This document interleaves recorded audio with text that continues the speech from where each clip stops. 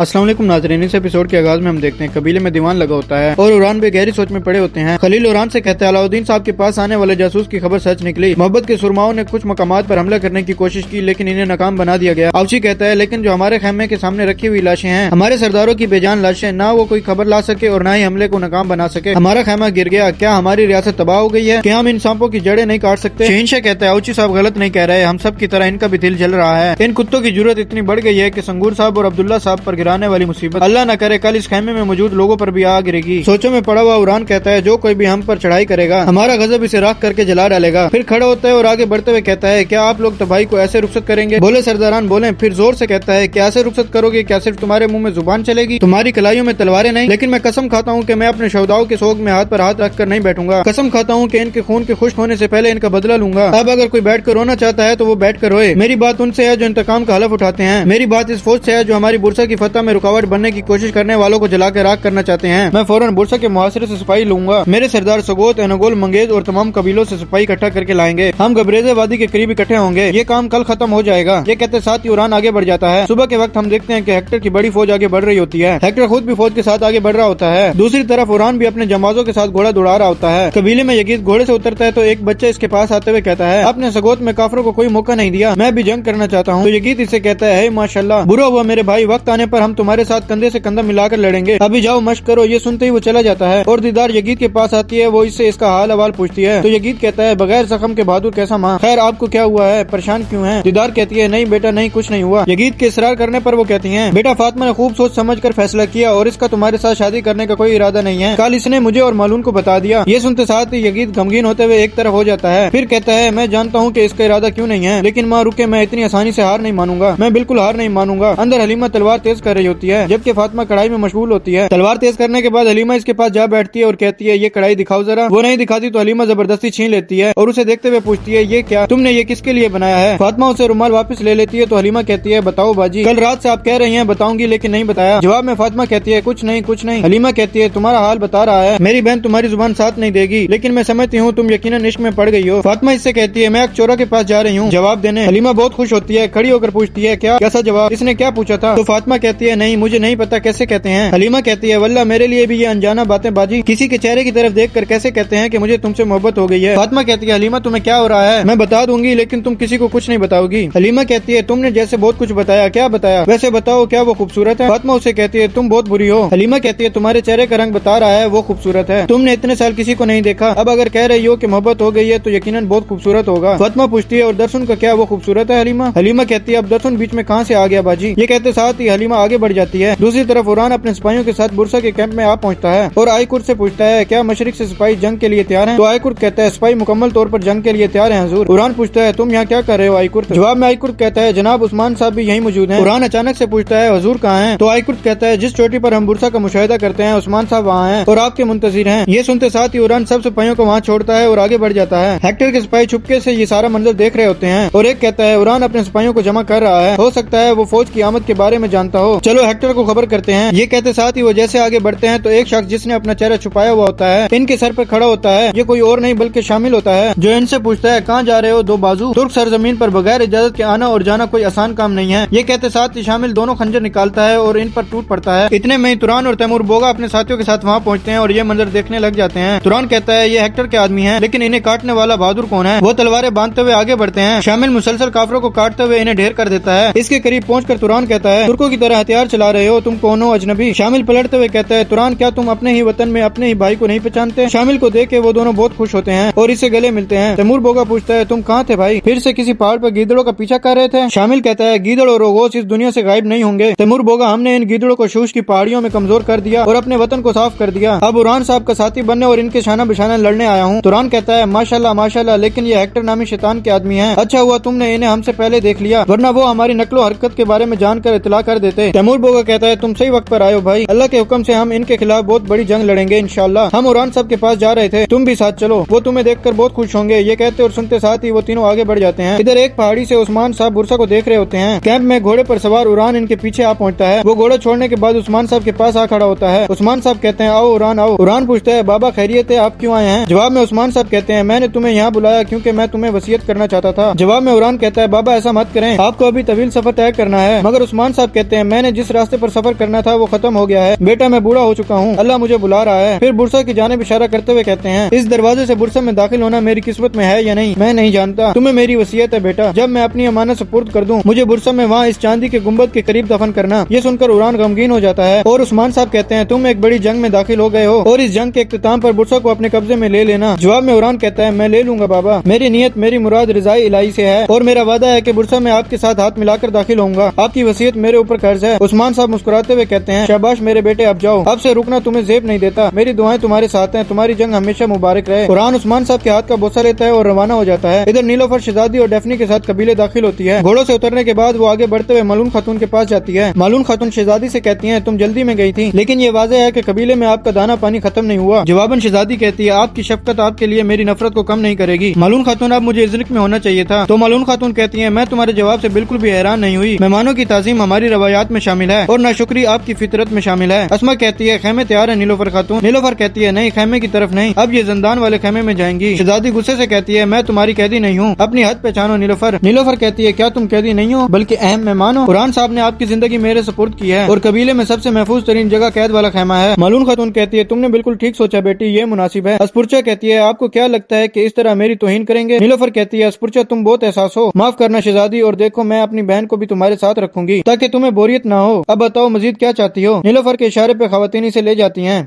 और नाज़रीन, इसी जगह पे एपिसोड का इख्तिताम होता है। अगर आपको हमारी वीडियो अच्छी लगी हो तो हमारे चैनल को सब्सक्राइब करें और साथ ही दिए गए घंटी के निशान को दबा दें ताकि आने वाली वीडियोस आपको बआसानी मिल सकें। दुआ में याद रखिएगा। अल्लाह हाफिज़।